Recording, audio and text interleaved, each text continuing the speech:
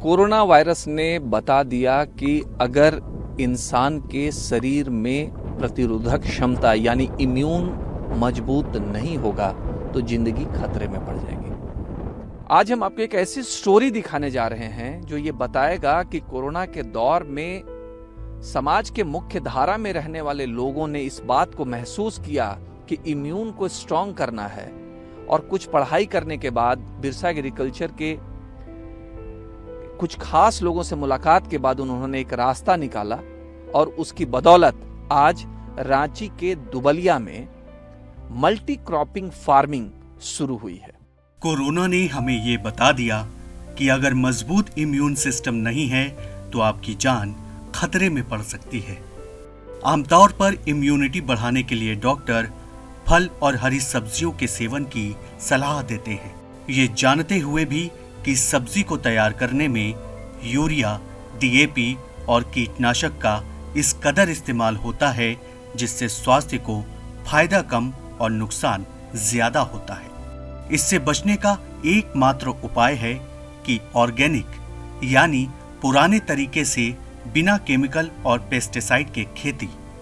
अब बड़ा सवाल है कि ऑर्गेनिक सब्जी कैसे मिलेगी। इसे मुमकिन कर दिखाया है अहमदाबाद से पास आउट सिद्धार्थ जायसवाल ने।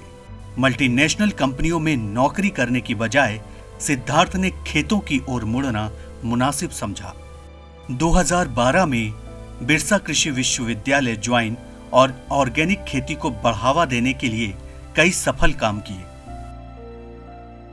ऐसा है कि इस कोरोना के दौरान में हम लोग के बहुत सारे इनक्यूबेटर्स शहर से आए लोग, क्योंकि कोरोना के दौरान सारे बिजनेसेस बंद थे, स्लो डाउन थे, कि हम लोग एग्रीकल्चर में कभी बिजनेस रुकता नहीं है और एग्रीकल्चर सबसे बेसिक नेसेसिटी है जो सबकी रिक्वायरमेंट है। तो इसमें अभी कोरोना में सबको समझ में आया है कि कोविड में इम्यून सिस्टम जब तक स्ट्रांग नहीं होगा तब तक कुछ आगे चलेगा नहीं। तो ऑर्गेनिक के लिए, जैविक के लिए बहुत बढ़िया मार्केट आगे फ्यूचर है। कोरोना से भी सबको समझ में आने लगा। रांची से चंद किलोमीटर दूर कांके प्रखंड के दुबलिया में सिद्धार्थ ने ऑर्गेनिक फार्मिंग को लेकर पहल की। सत्यानंद आश्रम के स्वामी ज्ञान विजय सरस्वती से मिले और दुबलिया में आश्रम की ओर से ली गई 5 एकड़ जमीन में से 1.25 एकड़ जमीन कम्युनिटी फार्मिंग के लिए मांगी। आश्रम को भरोसा दिलाया कि बाकी जमीन में आश्रम की डेयरी के लिए चारा मुहैया कराया जाएगा। साथ ही ऑर्गेनिक सब्जी उपजाकर आसपास के किसानों को मोटिवेट किया जाएगा। तो उसमें फिर अभी एक बात उठी कि जिसका जो शहर में रहने वाले लोग हैं जिनका ऑर्गेनिक का कोई बैकग्राउंड नहीं है, एग्रीकल्चर कभी गांव में एक्सपीरियंस नहीं रहा है, कैसे करेंगे। तो बहुत सारे लोग आए, तो हम लोग ने यहाँ पे एक स्वामी जी उनसे बात किया, उन्होंने कुछ लैंड लीज पे ली हुई थी।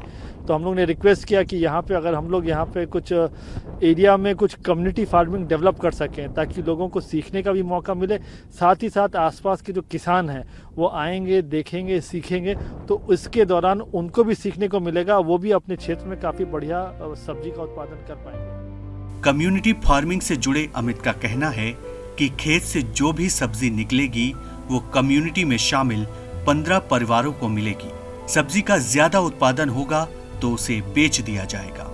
जो सरप्लस होगा उसके लिए या तो हम ही लोग को एक रेट फिक्स कर दिया जाएगा, जिसको एक्स्ट्रा परचेज करना है रेट दे के ले लेंगे। तो हमारे ग्रुप का एक मेंबर है जो ऑलरेडी एक ऑर्गेनिक का अपना काम कर रहे हैं, ऑर्गेनिक का अपना वेजिटेबल सप्लाई कर रहे हैं, उनको हम लोग रेट दे देंगे, वो अपना बेचते हैं। राजेश बताते हैं कि लॉकडाउन के दौरान हमें बहुत दिक्कत हुई, तब लगा कि हमें अपने फूड हैबिट को बदलने की जरूरत है, इसलिए ऑर्गेनिक फार्मिंग से जुड़ गए।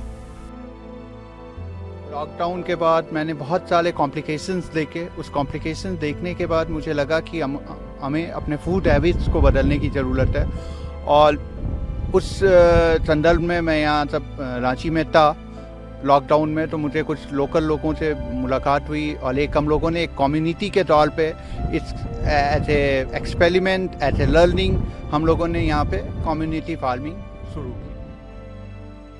खेत में काम करने वाले मजदूर अनिल का कहना है कि जब अनगढ़ा स्थित अपने गांव लौटेंगे तब अपने खेत में भी ऑर्गेनिक खेती करेंगे। उन्होंने कहा कि जब उनकी खेती अच्छी होगी तब गांव के किसान खुद उस राह पर चल पड़ेंगे। नहीं, मतलब हम तो सोचे कि घर में जाके पहले हम ही कुछ तरक्की कर ले, उसके बाद ही देखा देखी वो सब अपने ही कर लेंगे। पूछने जाएगा जरूर। आप समझिए कि एग्रीकल्चर का ट्रेंड किस तरीके से बदल रहा है। लोग इसको समझ रहे हैं, लेकिन जिनको समझाने की ज़रूरत है, जिन किसानों को इसके बारे में बताने की ज़रूरत है, वहाँ तक सही मायने में बात नहीं पहुँच पा रही है। इस दिशा में ध्यान देने की ज़रूरत है। राजेश कुमार सिंह, ETV भारत, दुबलिया, रांची।